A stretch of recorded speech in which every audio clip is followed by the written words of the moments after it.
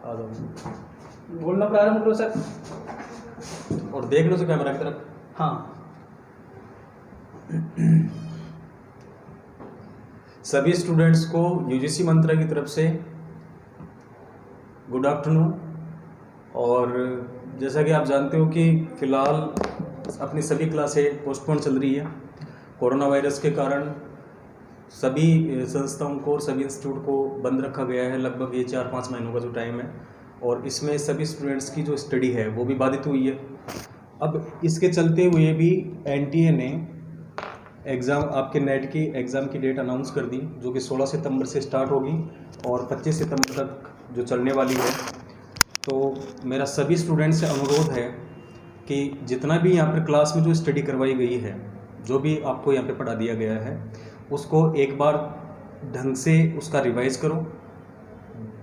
नए टॉपिक्स के अंदर घुसो मत, क्योंकि नए टॉपिक में जाओगे तो सिर्फ ऑलरेडी आपका टाइम ख़राब होगा, इसके अलावा आपको कुछ नहीं मिलेगा, ना तो वो समझ में आना है। और जितना आपको पढ़ा दिया गया उसको थोड़ा ढंग से रिवाइज करके आप तैयारी करो।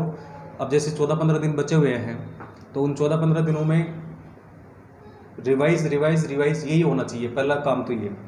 दूसरा काम, जो पिछले ईयर्स के पेपर्स हैं तो उनको आपको 1-2 बार ढंग से निकाल के फिर एग्ज़ाम में आपको जाना है। बिल्कुल सही है सर। ठीक है सर। और इसके अलावा जैसे आपका भाई सिलेक्शन टारगेट जो अपना है वो जेआरएफ को आप लेकर चलेंगे, तो जेआरएफ को यदि आप लेकर चलते हैं तो नेट और जेआरएफ क्लियर करने के लिए आपको पता होना चाहिए कि भाई फर्स्ट पेपर की एक महत्वपूर्ण भूमिका होती है सिलेक्शन में। यदि आपका फर्स्ट पेपर काफ़ी डाउन रह गया तो आपका सिलेक्शन नहीं हो पाएगा। सब्जेक्ट के बेसिस पे अपन सिलेक्शन नहीं करवा सकते, हालांकि सिलेक्शन में सब्जेक्ट का बहुत ज़्यादा इम्पोर्टेंस है, बट अगर अपन टोटल क्राइटेरिया को देखते हैं तो उसमें फर्स्ट पेपर का भी काफ़ी महत्वपूर्ण योगदान है। तो फर्स्ट पेपर को भी अपने को साथ साथ में कवर करना है। अब फर्स्ट पेपर में क्या रहेगा कि जैसे काफ़ी एक तो लंबा पोर्शन रह गया, तो उसमें 10 यूनिट है। अब 10 यूनिट तो 10-15 दिन में पढ़ी नहीं जाएगी, तो उसमें से कुछ टॉपिक्स को आपको सेलेक्ट करना है जो कि अधिक वेटेज वाले हैं। जैसे आपका रीजनिंग के कुछ टॉपिक्स हैं जिसमें से आपके हर साल 5-6 क्वेश्चन पुटअप होते हैं। इसके अलावा आपके जो डीआई वाला पोर्शन है जिसमें डेटा इंटरप्रिटेशन और जिसमें आपके टेबल हो गई, पाई चार्ट हो गया, बार चार्ट हो गया, ठीक है, उनको थोड़ा ढंग से क्लियर करके जाना है। तो ये टॉपिक्स आप क्लियर कर लेते हो। इसके अलावा अपना जो एक पैसेज आता है 5 नंबर का, 5 नंबर के पैसेज पे एक प्रैक्टिस कर लो। इसके अलावा टीचिंग एप्टीट्यूड और रिसर्च वाला जो चैप्टर है उसको आप थोड़ा ढंग से क्लियर करके जाओ। तो यदि आप इतना काम भी कर लेते हो और फर्स्ट पेपर में 20 से 25 क्वेश्चन का भी यदि आप क्राइटेरिया रख के उसको अचीव कर लेते हो, तो सब्जेक्ट यदि आपका ठीक ठाक से आपने तैयारी की है तो आपका नेट तो कम से कम हो जाएगा। हालांकि जेआरएफ की तरफ जाने में अभी जैसे कुछ प्रॉब्लम्स आएंगे, क्योंकि क्लासें एक तो काफ़ी समय से बंद थी और दूसरा चीज़ कम्प्लीटली सिलेबस भी नहीं हुआ। तीसरी चीज़, इस ड्यूरेशन में ज़्यादातर स्टूडेंट्स की स्थिति ये रही कि पढ़ाई लिखाई हुई नहीं। ज़्यादातर भाई कब खुलेंगी इसी विचार में बैठे हुए थे कि कब एग्ज़ाम होगा। अभी कॉलेज के भी एग्ज़ाम हैं, अपना एग्ज़ाम होगा या नहीं होगा, फॉर्म कब भरे। आधे से ज़्यादा बच्चों ने तो फॉर्म भी नहीं भरे। यही कर रखा है सर भाई, आधे से ज़्यादा के बच्चों के तो फॉर्म भी रह गए। तो जिसके भी फॉर्म रह गए हो और वो अभी भी भरना चाहता हो तो उसका 9 तारीख तक, 9 सितंबर तक फॉर्म चालू हैं आपके। तो आप अभी भी ई मित्र वाले के पास में जाके फॉर्म फिलअप कर सकते हो। और सर और कुछ बता दो इनको। हाँ, एक अपना जो ऑनलाइन वाला सिस्टम शुरू किया है, तो देखो जितना, अब ऐसा तो है नहीं कि सारे के सारा सिलेबस ही आपको ऑनलाइन पे पढ़ा दिया जाएगा, ये तो पॉसिबल होगा नहीं। और टाइम भी इतना सा बचा हुआ है कि बचा हुआ सिलेबस इतने से टाइम के अंदर कंप्लीट हो जाए। तो इसमें कुछ इंपॉर्टेंट टॉपिक जो होंगे, जैसे अपना रीजनिंग में डीआई वाला जो पोर्शन है काफ़ी ज़्यादा इंपॉर्टेंट होता है। तो डीआई की 4-5 क्लासें हम कोशिश कर रहे हैं रीजनिंग वाले सर को बुला के, और वो 4-5 क्लासें आपकी कंप्लीट यहाँ पे लगवा देंगे, ठीक है। और बाकी के जैसे आपके कुछ टॉपिक्स हैं जो एग्जाम की दृष्टि से काफ़ी ज़्यादा इंपॉर्टेंट होते हैं और उनमें से हमेशा क्वेश्चन पुटअप होते हैं, तो उन क्वेश्चनों का एक वीडियो, 2 वीडियो हम एवरीडे डालेंगे और उनको आप देखते रहो। और प्रयास यही रहे आपका कि उन जो भी टॉपिक्स हम डालें उनको, जैसे 1 घंटे का वीडियो हो गया, आधे घंटे का वीडियो हो गया, उसको जैसे ही एक बार देख लिया, देखने के बाद में उसको उससे रिलेटेड जो भी क्वेश्चन है उनकी प्रैक्टिस कर लो। जो पिछले ईयर्स में जो क्वेश्चन एग्जाम में जो क्वेश्चन पूछे हुए हैं डायरेक्टली उनको सोल्व कर लो, तो तब तो रहेगा आपके लिए बेनिफिशियल। और यदि आप देखते हो टाइम पास के लिए देखते हो या ऐसे चलो वीडियो डाल दिया देख लेते हैं, उससे कोई फ़ायदा होगा नहीं। जैसे हमने अभी सर का एक वीडियो डाला था, उसमें थोड़ी सी वॉइस की थोड़ी प्रॉब्लम आ रही है और क्लियरली थोड़ा सुनाई भी नहीं दे रहा, तो वो प्रॉब्लम भी सोल्व कर देंगे जल्दी। और अब जैसे 16 सितंबर से आपका एग्ज़ाम है, अब ये जो एग्ज़ाम है ये तो दे लो, क्योंकि अभी कोरोना की वजह से सारी एग्ज़ाम का पैटर्न सब कुछ ये चीज़ें बदल गई हैं।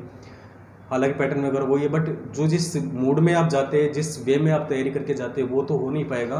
बट जितना होता है, जितना अपने पास टाइम है, उसका अच्छे ढंग से यूटिलाइज़ करके आप एग्ज़ाम में जाओ और पॉजिटिव वे में और पॉजिटिव थिंक के साथ में एग्ज़ाम में बैठो और बढ़िया से बढ़िया प्रयत्न करने का प्रयास करो। हाँ सर, आप भी बता दो कुछ इनको।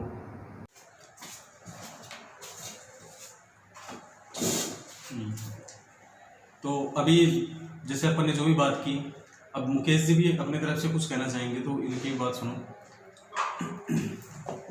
मैं कुछ स्पेशल तो कहना नहीं चाह रहा, जो भी कह रहा हूँ वो बिल्कुल आपके लिए कुछ उचित होगा, वही चीज़ कहना चाह रहा हूँ।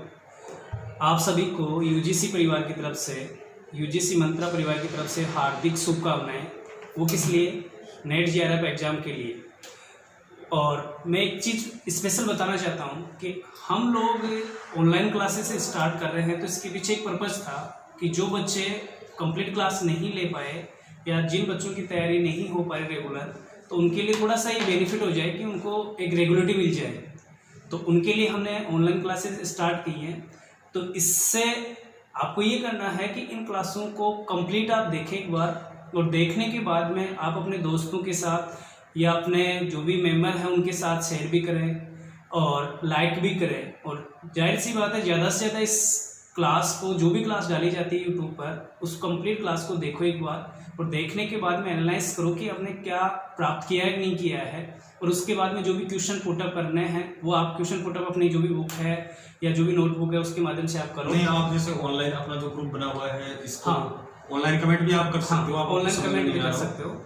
तो इससे अच्छा ये बेनिफिट मिलेगा कि एक तो आपको जो चीज़ आपने अध्ययन की है या जो क्लास आपने देखी है, तो उसकी कंप्लीट जानकारी प्राप्त हो जाएगी। और दूसरी चीज़ ये कि आपकी जो भी कमी है वो लगभग दूर होती जाएगी। और ये एक बार नहीं, बार बार देखो आप, जितना आप देखोगे उतना ही आपका क्या होगा, अच्छा सा अभ्यास हो जाएगा। ऐसा है नहीं कि भाई इसमें कोई फालतू, अब इसमें सिर्फ वही टॉपिक्स होंगे जिनमें से क्वेश्चंस की ज़्यादा संभावनाएं होगी कि यहाँ से, जैसे हर साल में जो इम्पोर्टेंट टॉपिक्स होते हैं जहाँ से क्वेश्चन काफ़ी ज़्यादा होते हैं, तो उन ज़्यादा वाले टॉपिक्स को ही अपन टच करेंगे और वहीं से अपन वीडियो उनका ऑनलाइन बनाएंगे। बिल्कुल, ठीक है बिल्कुल सर। और दूसरी चीज़ ये है कि आप जो भी क्लास रेगुलर ले रहे हो ना, तो रेगुलर हमसे जैसे अपना ये वीडियो अपलोड हो रहा है, तो उसके बाद में आप भाई एक तो वीडियो अपलोड होने के बाद में उसको शेयर भी करो, साथ में बिल्कुल, लाइक भी करो और उसको सब्सक्राइब भी करो। बिल्कुल, ठीक है। तो ये सभी स्टूडेंट्स से हमारा अनुरोध है और हम कामना करते हैं कि जब तक ये ऑफलाइन क्लासें नहीं होती हैं तब तक आप डिसिप्लिन में संयमित होकर पढ़ाई करेंगे और अच्छे से आप एग्ज़ाम देके आएंगे। और हम आपके साथ हैं, ये इंस्टीट्यूट आपके साथ है, जो भी हमसे बन पड़ेगा वो हम कर रहे हैं। बिल्कुल, बिल्कुल। और कोरोना से बच के रहिए बस। हाँ, ये भी अपनी स्वयं की सुरक्षा रखते हुए, बिल्कुल, अपना और अपने घर वालों का और अपनी सेहत का और अपनी पढ़ाई का और स्पेशली अपने करियर का ध्यान रखें। ठीक है। Thank you. थैंक्स। सही है।